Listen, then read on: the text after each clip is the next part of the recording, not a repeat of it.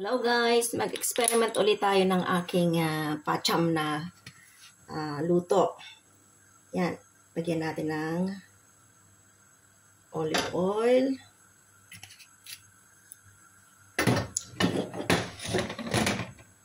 First time ko itong gagawin guys, so pasensya na kayo ha kung sa bagay ako lang naman ang kakain, hindi nyo naman matitikman. Pero tingnan natin kung anong magiging resulta nito. Kasi first time ko nga lang itong gagawin. Unahin natin ang sibuyas. Pagsabayin na natin ang bawang. Mas gusto ko kasi yung maraming bawang at saka sibuyas. Para mas masarap ang niluto. At saka maganda rin ito sa ating health. Yan. Ang bawang pampababayan ng blood pressure. Ang sibuyas din maganda rin yan sa katawan.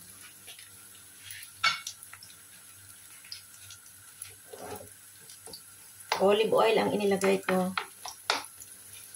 Titingnan natin ha kung anong kalalabsan nito. Talaga lang naglalaway ako sa pagkain eh. So iisip tayo kung anong pwede nating lutuin. May kanin ako dito. Ini-stock ko sa freezer yung kanin. So iinit ko na lang.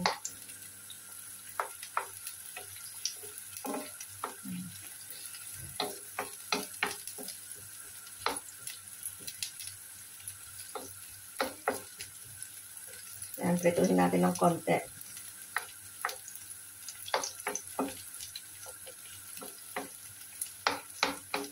Alam nyo guys, itong pagluluto, sa para-paraan din yan eh. Kung anong magandang pumasok sa ating isip na pakuwarin natin ay masarap, gawin natin. Wala namang masama eh. Hindi naman tayo malalason kasi healthy naman itong ating niluluto.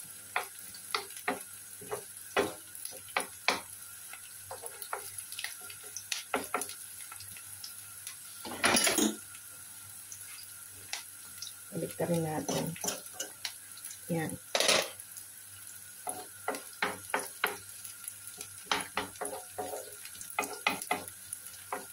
Hindi ko na hinihintay na maging brown itong bawang at saka sibuyas. So, nag-slice ako ng ano bang tawag dito? Ng celery. Yan, lagyan natin ha. Celery yan. Ito yung murang sibuyas pero mamaya ko siya ihahalo. Ito, murang sibuyas ito. Oops. Tanggalin natin. Kasi parang balahibo yan ng celery. Pero okay lang naman.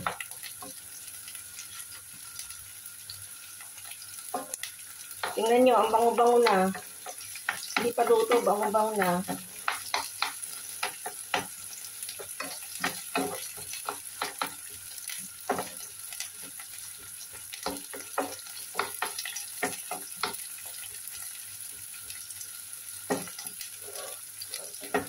Hinaan natin ng konti ang apoy kasi mabibigla lang yung pagluluto.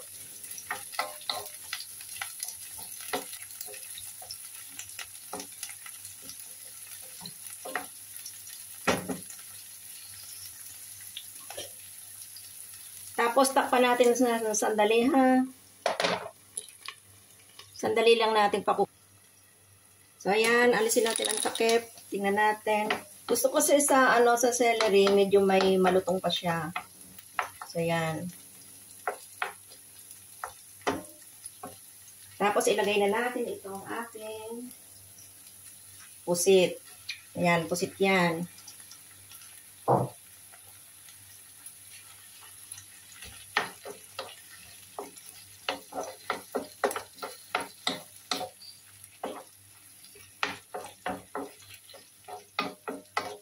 Pusit or calamare. Malaki itong pusit, kaya lang hiniwa-hiwa ko.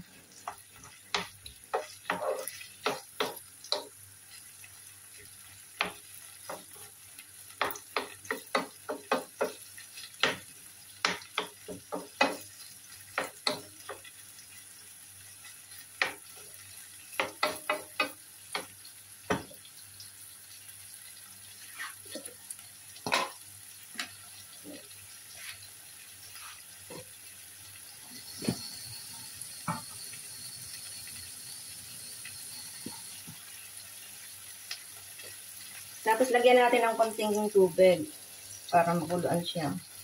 Hindi naman talaga yung marami, para lang magkaroon ng konting sabaw.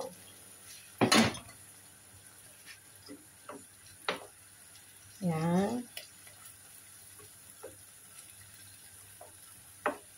Ayaw ko kasi ng maraming sabaw. Tapos, takpan muna uli natin. Kaya nating makuluan. Ayan, tingnan natin. Ayan, lumabas ang tinta ng ng panos or puset.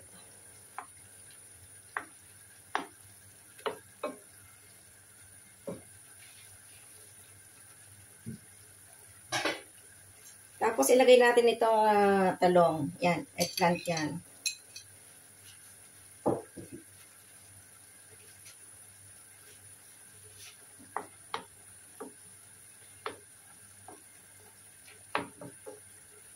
Sana naman ito ay lumabas na may lasa.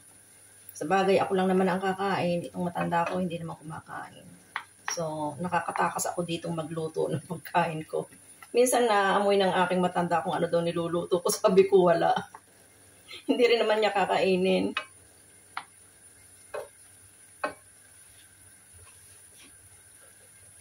Ilagay na natin itong murang sibuyas. Yan.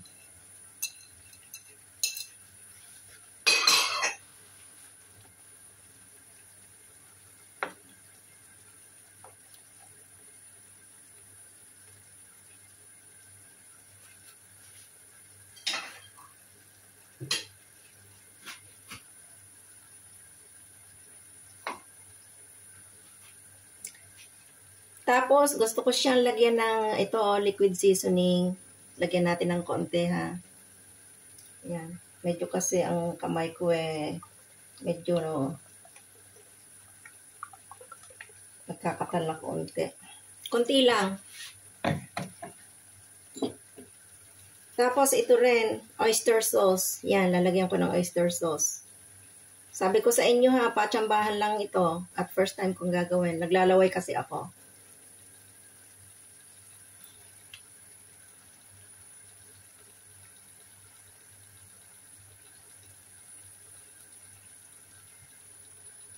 Yan.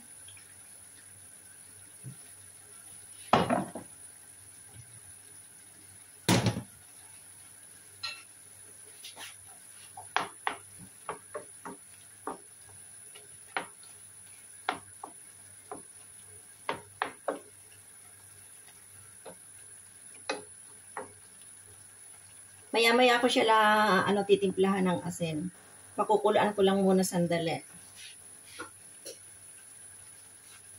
So, ayan, pakuluan muna natin sandali. At maya-maya lang ay yan, tanggalan na natin ng takip. At haluin natin sandali.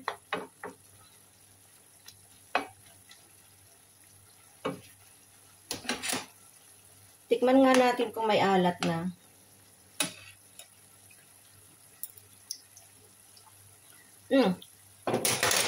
Kunti na lang asin ang ilalagay natin. Ayaw ko kasi sa niluto ang maalat. So, okay na ito. And last, bago natin patayin ang apoy, lagyan natin ng konting siling pulbos. Yan, para mas may konting anghang.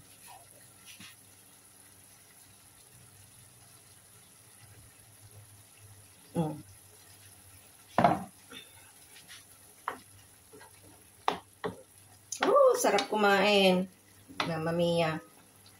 Buti na lang may kanin ako. Dinalan ako ng brother ko.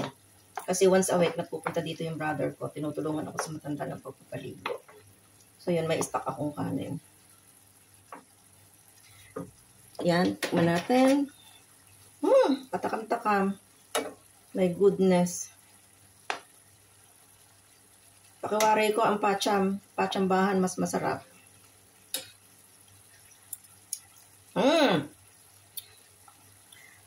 Okay na okay.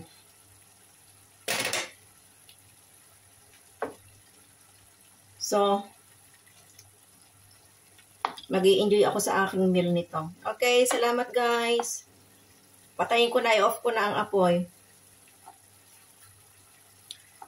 Salamat. Okay, bye-bye. God bless sa lahat.